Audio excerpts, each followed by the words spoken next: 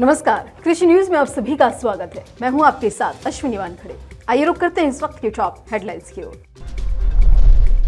राकेश टिकैत ने सरकार को दिया अल्टीमेटम, 9 जून तक ब्रजभूषण सिंह को करे गिरफ्तार। बिहार का मशहूर जैविक मेन गाय के गोबर से कर रहा बम्पर कमाई। खेती करने की ललक में पुर्तगाल से हरियाणा आया शख्स खीरा बेचकर हुआ मालामाल। बिहार में महिलाएं कर रही टेनिस बॉल की खेती, लागत से कई गुना है इनकम। खेती के काम में उतरे अक्षय और सहवाग ऑर्गेनिक कंपनी को किया निवेश। 5 जून तक देश के कई शहरों में बारिश का अलर्ट, दिल्ली में बढ़ेगी गर्मी। अब खबरें विस्तार से।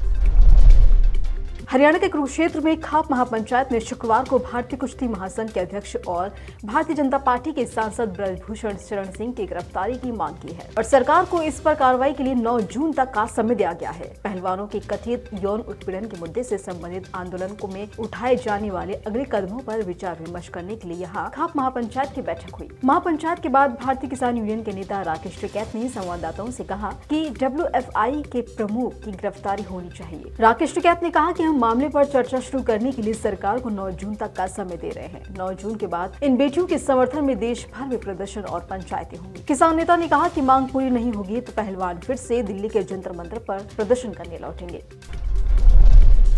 कीटनाशकों और रासायनिक खादों के उपयोग से मिट्टी की उर्वरक शक्ति कमजोर होती जा रही है। इससे खेत बंजर होते जा रहे हैं। ऐसे में एक बार फिर से जैविक उर्वरकों की मांग काफी बढ़ गई है। लोग जैविक खाद के लिए मोटी रकम खर्च कर रहे हैं, लेकिन इसके बाद भी किसानों को समय पर ऑर्गेनिक खाद नहीं मिल रही है। ऐसे में बेगूसराय की मुनीलाल महतो जैविक विधि से खेती करने वाले किसानों के लिए किसी फरिश्ते से कम नहीं है। वे किसानों को उचित कीमत पर जैविक विधि से खेती करने वाले किसानों को ऑर्गेनिक खाद उपलब्ध करवा रहे हैं। और खास बात तो यह है कि जैविक खाद के लिए एडवांस में उनके पास ऑर्डर भी पहुंच जाते हैं। वहीं मुनीलाल किसानों को जैविक विधि से खेती करने की ट्रेनिंग भी देते हैं। अभी तक वे इलाके के सैकड़ों किसानों को ट्रेनिंग दे चुके हैं। ऐसे में मुनीलाल महतो खुद भी जैविक विधि से खेती करते हैं।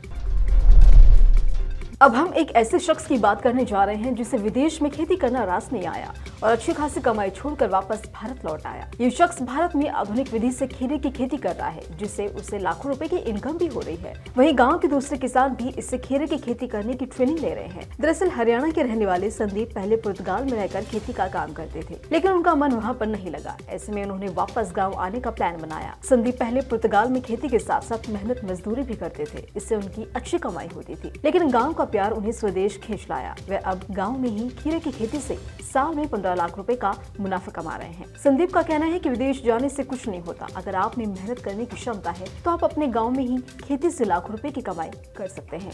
इसके लिए बस आपको खेती की नई नई तकनीकों को अपनाना होगा। बिहार में महिलाएं या पुरुषों से किसी भी मामले में पीछे नहीं है, चाहे कृषि सेक्टर हो या शिक्षा।